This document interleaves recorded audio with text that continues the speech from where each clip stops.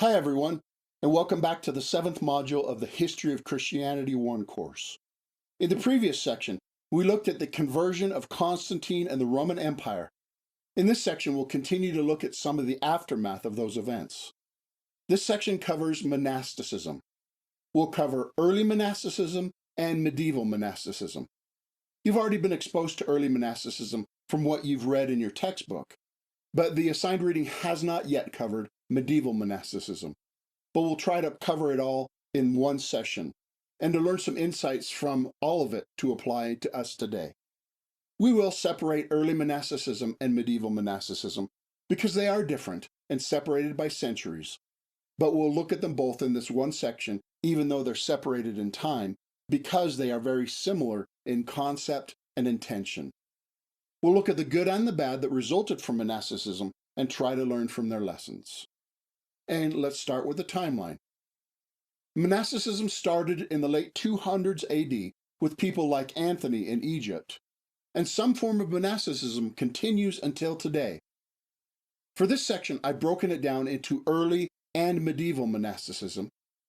Early monasticism is obviously the first monastics, who were solitary at first, but then gathered together in the first monastery around 320 AD. And then the term medieval just means the Middle Ages, a period in European history from the late 400s to the 1400s. But for our topic, the latter type of monasticism started in the early 500s with Benedict at Monte Cassino. But the dividing line between these two subjects is a little blurry. That's the general timeline to place this subject in the larger chronology. And now let's look at the historical background and causes of monasticism. Now, I know I have not yet defined or described monasticism. That's partly because you've already been exposed to it in your reading, and also because all of that will become clear in a minute when we examine monasticism's history and practices. But first, we'll try to explain why it came about.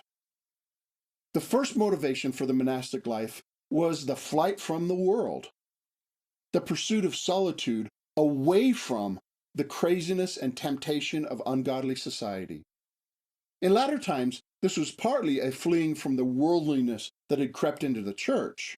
We saw in the last section that in some cases the church became lax and indistinguishable from the surrounding culture. And some people said, I want no part of that. I'm going off by myself to live in purity, unstained by the compromise all around. However, we saw in the timeline, the first monks left society before Constantine. So it was not just running away from a corrupted church, but getting away from a corrupt culture in general, with all of its temptations and distractions. And another reason behind monasticism and some of its practices was the ideals of Neoplatonism that we examined in an earlier section. This idea of the distinction between the world of matter and the world of the spirit caused many monastics to want to forsake all material concerns as much as possible in this life in order to pursue purely spiritual practices. And just like those ideas caused problems in the early church, those ideas also caused problems in monasticism. Now, we'll see much good in monasticism, but whatever mistakes there were, a lot of them go back to this dualistic philosophy. Again, we see that whenever anything but God speaking through Scripture becomes the primary functional authority, things go wrong. But the overarching motivation behind monasticism that encompasses the first two things I mentioned is the pursuit of God without distraction. The monastics wanted to know and serve God, and they thought they could do this best by removing themselves from anything that would distract them from communion with God.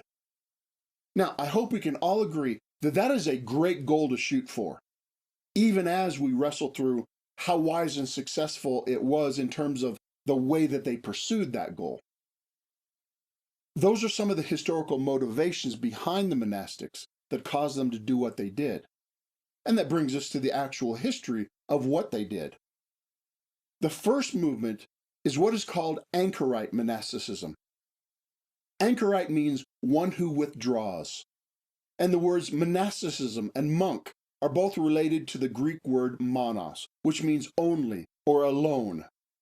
The first anchorite monks withdrew from society into the desert of Egypt in order to be alone.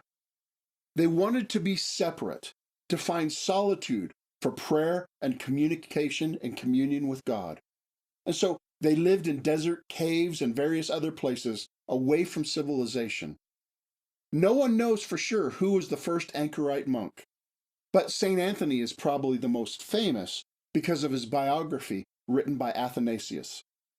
Anthony spoke of his struggle to overcome the strong temptations from the devil himself. He said, "One should not say that it is impossible to reach a virtuous life, but one should say that it is not easy." The anchorites did not run away from the world to live a life of leisure, but rather to fight spiritual battles in prayer and self-denial. Their intention was to pursue holiness by being unstained by the world. And then, over time, again beginning in Egypt, anchorite monasticism morphed into what is called Cenobitic monasticism. The basic difference between the two is that anchorite monks were solitary, living by themselves with little contact with others, but Cenobitic monastics was groups of like-minded people trying to live this kind of lifestyle together in groups in places called monasteries. The word cenobite is related to the Greek words for common and community and fellowship. Over time, there were groups of anchorites who lived near each other and who occasionally met together for worship, and who generally looked out for one another. But the start of Cenobitic monasticism is credited to a man named Pachomius, still in Egypt. He gathered a group of monks together into the first monastery around 320 AD. He organized the rules and structure for their life together. They shared a common life of work and devotional practices, and they lived in obedience to the leader of the monastery called the abbot. So they still lived apart from the problems and temptations of the civilization of that time, but they lived in community with like-minded people pursuing holiness and devotion together. This example of communal monasticism was followed, adapted, and promoted by many, including famous leaders who we'll see in future sections, like Augustine, Basil the Great, and Martin of Tours, who brought monasticism to Western Europe. And that pattern of monasticism continued for a few centuries around various places, most of the places reached by the church up to that time. And then as history transitioned into the medieval period, monasticism also adapted in various ways that are worthy of our notice. As the church became more lax and compromised, monasticism became more attractive to people who wanted to take their discipleship seriously. And then after the city of Rome was conquered in the 400s, and the Western Roman Empire basically ceased, monasticism became a stabilizing factor in a society that was in turmoil. And so many people turned to the monasteries to find some stability and normalcy in those trying times. There were a few noteworthy items about monasticism in this period. The first is what's called Benedict's rule. This is named for Saint Benedict, who was the leader of a monastery at Monte Cassino in Italy. He wrote a manual for how monks and nuns were supposed to live in a monastic community. This is now called the Rule of Benedict. Up to that time, there were three main standards for monastic life. First is poverty, to not be entangled by material possessions. Second is chastity, to not be stumbled by physical pleasures. And third is obedience, to humble yourself in service. Benedict continued and codified those three in his rule, but he also added to them. He added the idea of stability, to faithfully stay in the same place and situation unless the abbot instructed you to make a change. And communal living, to live in community, supporting one another. And physical labor, to not only work with your mind and soul in study, devotion, and prayer, but also to work with your hands to provide for yourself and others. And common means, to share with others in fellowship and sustenance. And simplicity, by which he meant the avoidance of unnecessary conversation, to not be trivial, and to stay focused on what is most important. In communities that followed the rule, there were three basic occupations of the monks. The first was manual labor. The rule was that they grew their own food or they would starve. Everyone contributed to the farming and upkeep. The second work was called divine reading. This was reading and meditating on the Bible. The monasteries basically became the colleges of their day and preserved much of the learning of that period. And the third occupation was called the work of God. This is liturgical worship. 7 times a day, every day at set times of the day. So monks lived a structured life, with every day interdispersing multiple chapel services and prayer services, manual labor, reading, communal meals, and of course, sleep. The next item I want to mention about medieval monasticism is the reforms at Cluny. Cluny was a monastery in southern France, and these reforms took place centuries after Benedict, between 900 and 1100 AD. And I use the word reform to talk about Cluny, because they really did not do very much different from Benedict and his rule. Rather, they reformed from abuses and various ways that the monasteries had gotten sidetracked in the centuries after Benedict. Like many things that slide into disrepair over time, monasticism had gotten sidetracked over the centuries, and the people at Cluny tried to get back to Benedict's ideal, and they were largely successful, and they influenced other monasteries and the surrounding church and culture for the better during this period, so that monasticism was once again healthy and beneficial. And there's another category that I've labeled missionary monastics. This is still all in the medieval period, but I put this in a separate category to focus on the missionary activity of these groups. One example is St. Patrick. As a teenager, he was taken as a slave to Ireland. He escaped, but he later went back to proclaim Christ to the Irish. And through his work, Ireland was converted to Christ.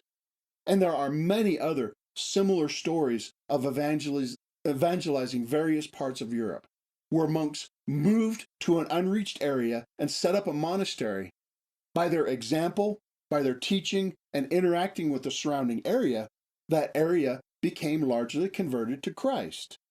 Remember that monasteries were often a stable, diligent island of learning and production in the middle of a sea of ignorance and chaos. And so that visible alternative was attractive to many people, and it made Christ attractive to many of those people. Next are what are called mendicants. The word mendicant is a generic term for a monk who lived off of charity, typically by begging, for good and bad. They were usually monks who were not stationary at a monastery, but who traveled around, kind of monasticism on tour. Now, I said their begging was for good and bad because some of them basically became bums, just idle travelers living off of other people. However, others lived as genuine missionaries and servants, preaching Christ, teaching, and helping people in various ways. There were many orders of missionary monastics that began during this larger period, such as the Franciscans, named after their founder, St. Francis of Assisi. Franciscans were mendicants, and Francis preached poverty as the highest ideal of monastic life. Francis was kind of enamored with poverty. He even discouraged book ownership because he didn't like ownership of any kind, which led Franciscans to not value or excel in learning. And he regularly preached against any kind of wealth. In contrast was the Dominican order, started by Dominic, because Dominicans were preaching monks. Study and theology were emphasized. They were kind of a hybrid between stable and traveling monks. They lived in settled monasteries until they were given an assignment to go wherever they were needed to preach and teach, both to unreached areas and also to areas that just needed further instruction. And there is the Jesuit order. This was started by Ignatius of Loyola. He was a soldier before he turned to the priesthood. And the ideal of Jesuits was to be soldiers for Christ, not in actual physical combat, but in proclaiming and promoting the cause of Christ around the world. The Jesuit order sent missionaries to the New World, to India, China, and Japan, etc., as we'll see in a later section. Now, in all these periods, and basically parallel to all that we've seen, there was also female monasticism. Their communities were called convents, and their participants were called nuns. Because one of the ideals of monasticism was celibacy, male and female monastics lived completely separately. So convents were all female with female leadership, and monasteries were all male with male leadership. So, what can we learn from the history of monasticism? How shall we evaluate what happened? Let's start by evaluating the ideals of monasticism and by comparing them with Scripture. First is the ideal of celibacy. Now, of course, sexual sin is a danger, and fighting against it is good. We need to know this in our culture. And Jesus never married, and apparently neither did Paul. Paul even taught that he wished people could be single like him in order to concentrate on ministry without the cares of taking care of a spouse. However, Paul also said that it is better to marry than to burn with lust. And Jesus said that not everyone is gifted to live in celibacy. And the Bible clearly celebrates marriage and sex within marriage as God's good gifts. So if you look more closely, the reason the monastics idealized celibacy was influenced more by Neoplatonism's disdain for material realities than by scriptural teaching. Celibacy is one good option for Christians, but to make it the ideal is to distort Christianity. And this caused many unnecessary problems for monastics, who spent more time and energy fighting this kind of temptation than was necessary. See, you can move to the desert, but your sex drive goes with you. It's part of the way that God made humans. And God has also given a good, godly way to express that part of our nature to his glory. But mandated celibacy takes away that legitimate option. And we could raise the same kind of criticism against the ideal of asceticism. Yes, the Christian life calls for self-denial, but the level of self-denial they practiced was also influenced more by Neoplatonism than by Christ. Some whipped themselves or lived their entire lives on the top of a pillar. Again, God's good world was given to us for us to enjoy in moderation in the right manner, and we're not created to live without any material pleasures.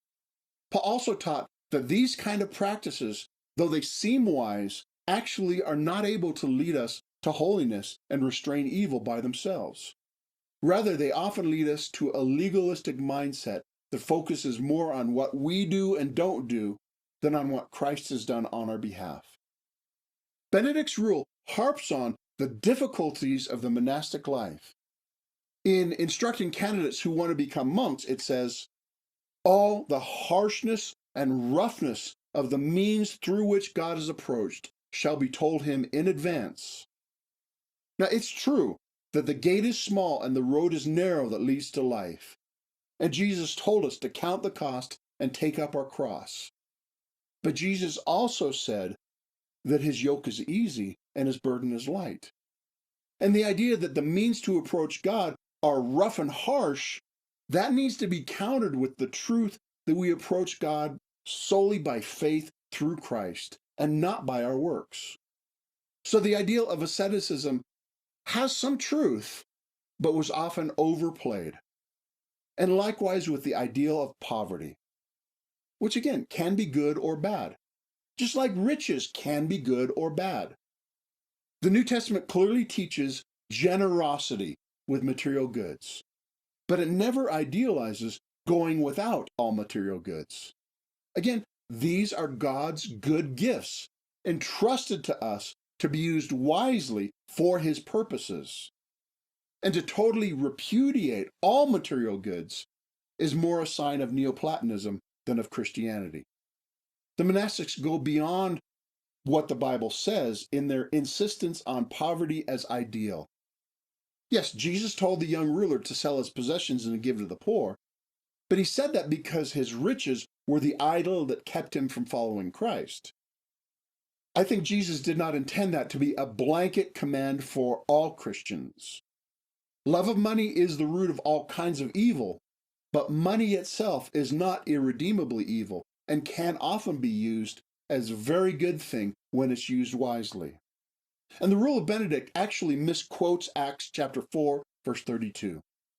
In Acts, it narrates how, at that time, no one claimed that his possessions were his own.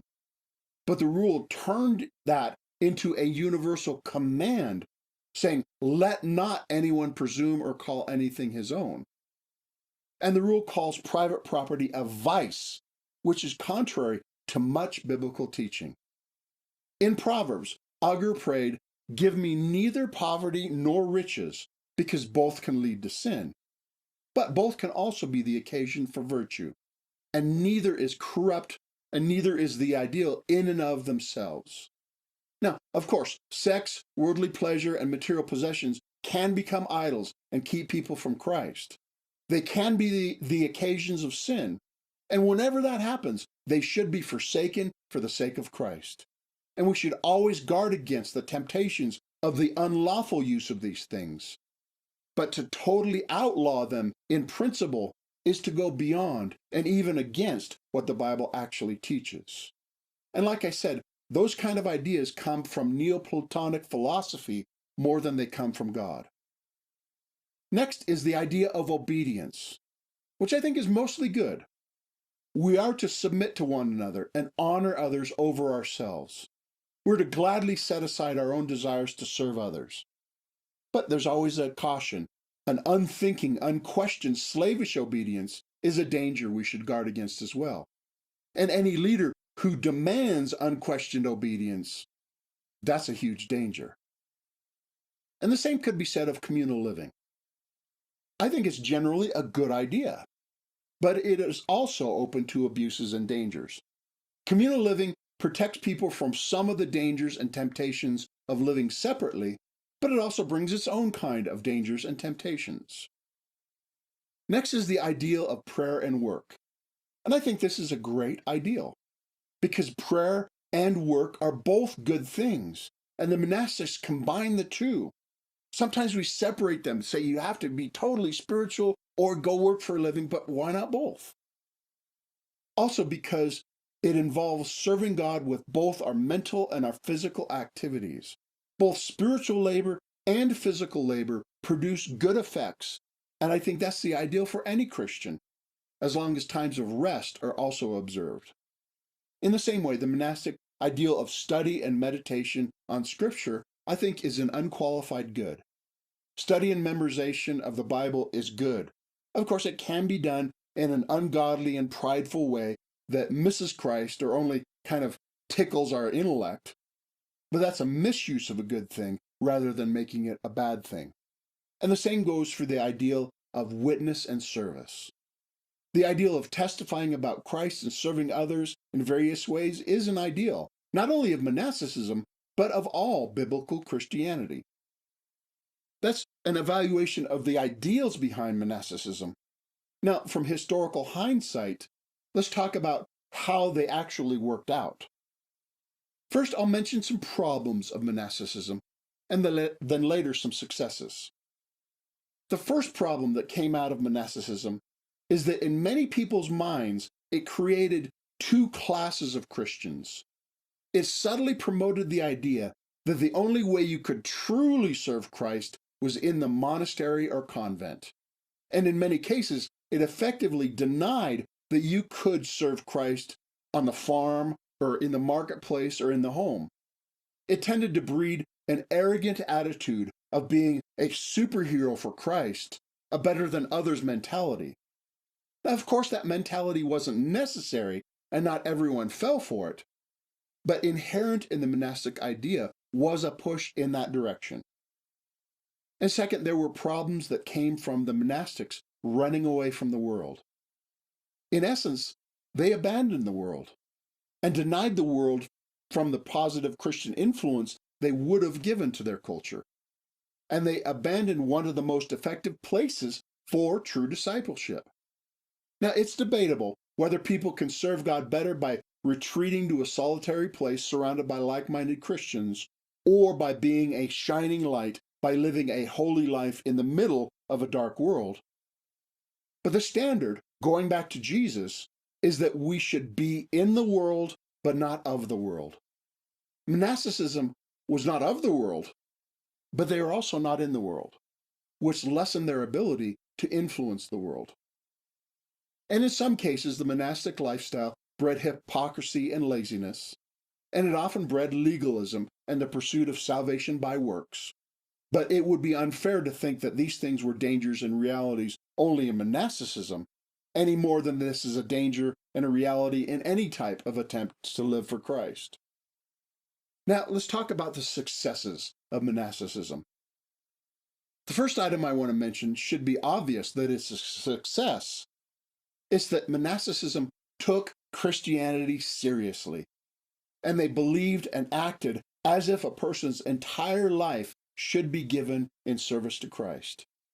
Monasticism often spoke in military or athletic terms, that they were soldiers or athletes for Christ, training and fighting the good fight against evil and overcoming through struggle and hard work. In other words, they took discipleship very seriously and ordered all of their actions around this goal. And the modern church certainly could use much more of this kind of attitude and action. Next, monasticism preserved learning and stability in crazy times. While everything around was changing and unreliable, the monastic life was ordered and stable. And through the emphasis on prayer and study, which includes the disciplined copying of books, the monasteries preserved much of the learning of the earlier times, as well as adding to their own scholarship. Remember, the monasteries were the main schools of their time. There's a book called How the Irish Saved Civilization, which argued that the Irish monasteries, because they valued learning and the preservation of books, and because they were fairly remote from mainland Europe, when Europe lost much literature and learning, those things were preserved in Ireland, and later they were reintroduced back into Europe by Irish missionaries. And a recent book called The Benedict Option argues that because so many of our cultural institutions are failing, the church can build alternate, parallel institutions separate from this diseased culture in order to preserve Christian sanity in the middle of an insane world, and to preserve islands of freedom and virtue in opposition to the tyranny and wickedness around us. And that is related to another success of monasticism.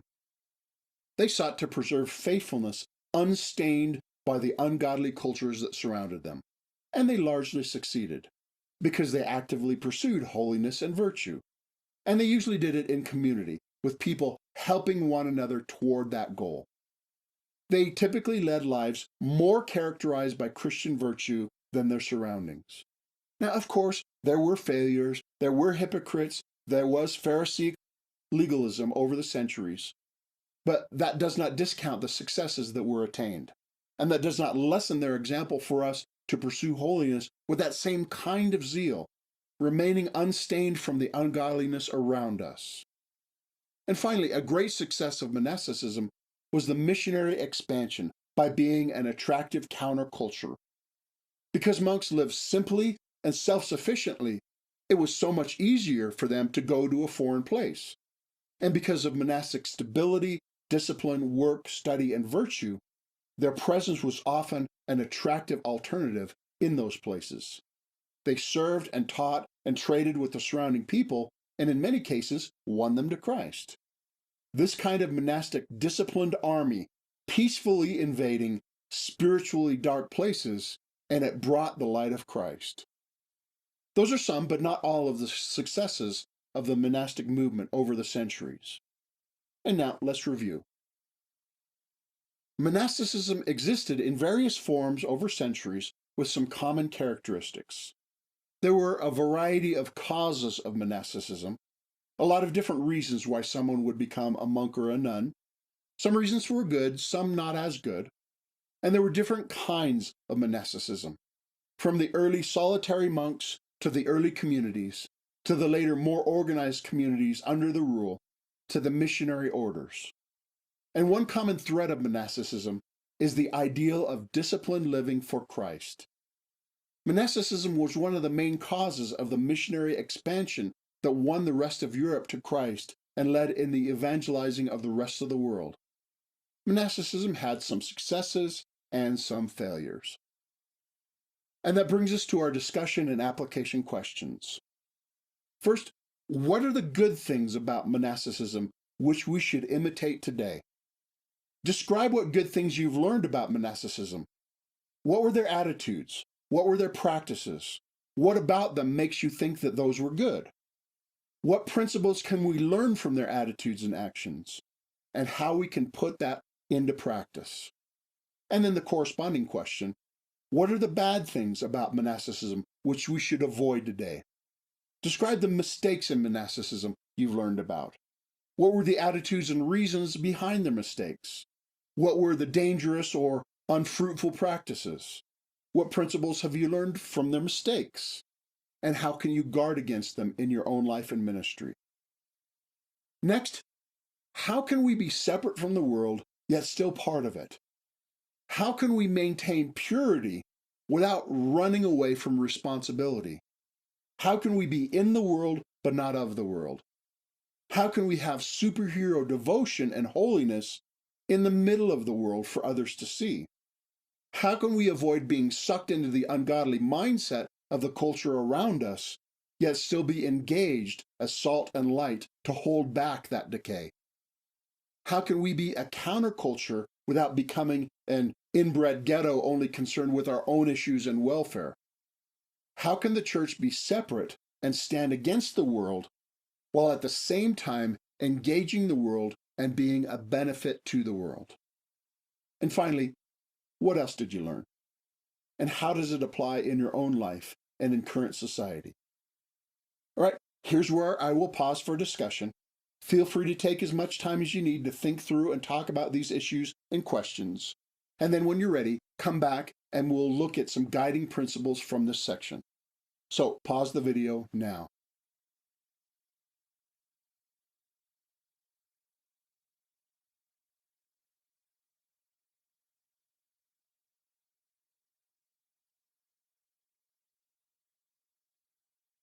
And that brings us to some guiding principles I would suggest you consider learning from the monastic movements.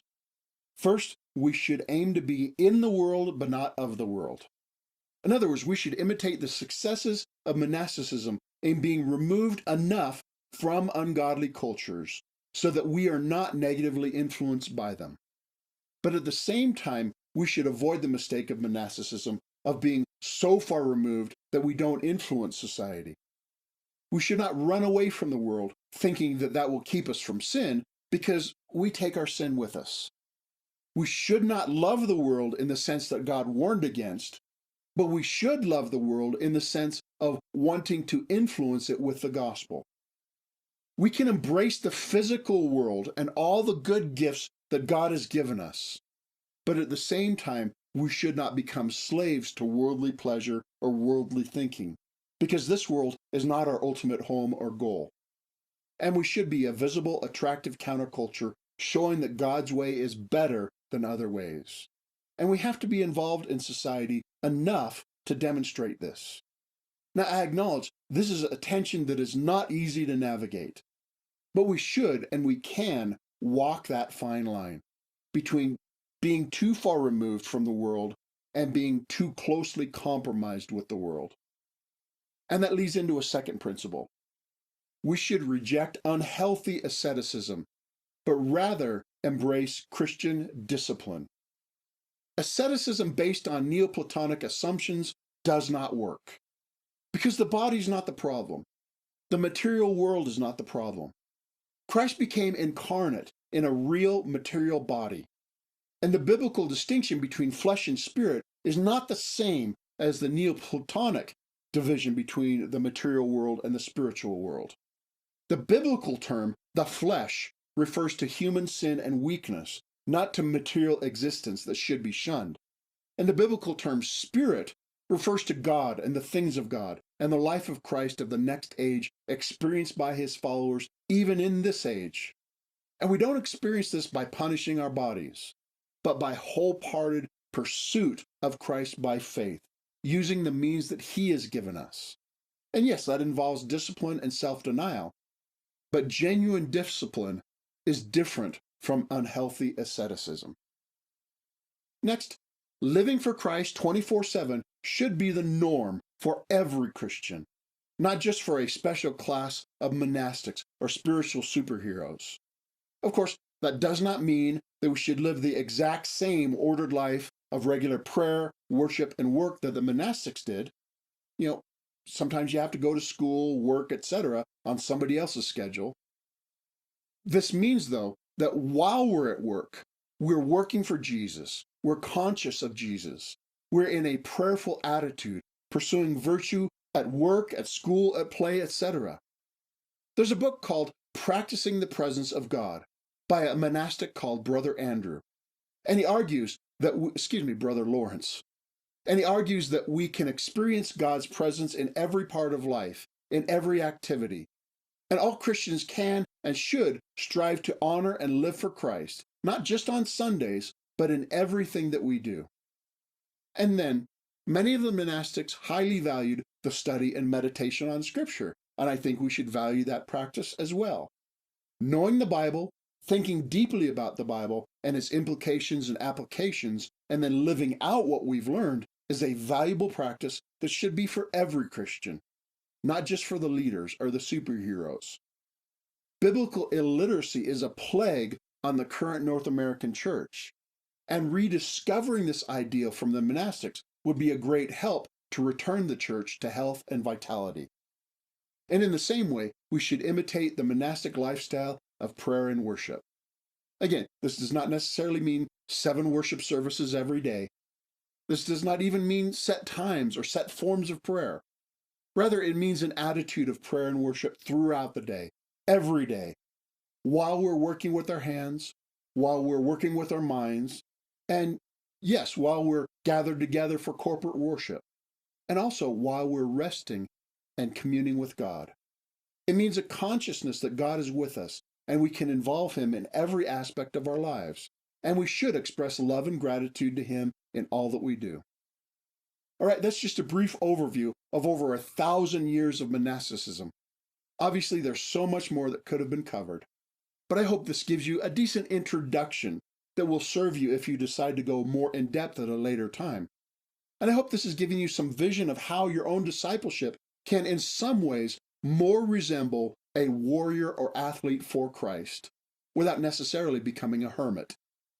And I pray God motivates you through the insights that you can get from the monastics and leads you in ways you can pursue him more fervently. In the next section, we'll look at a variety of controversies, heresies, and the orthodox conclusions that came out of that time period. And I hope to see you there. Thanks for watching.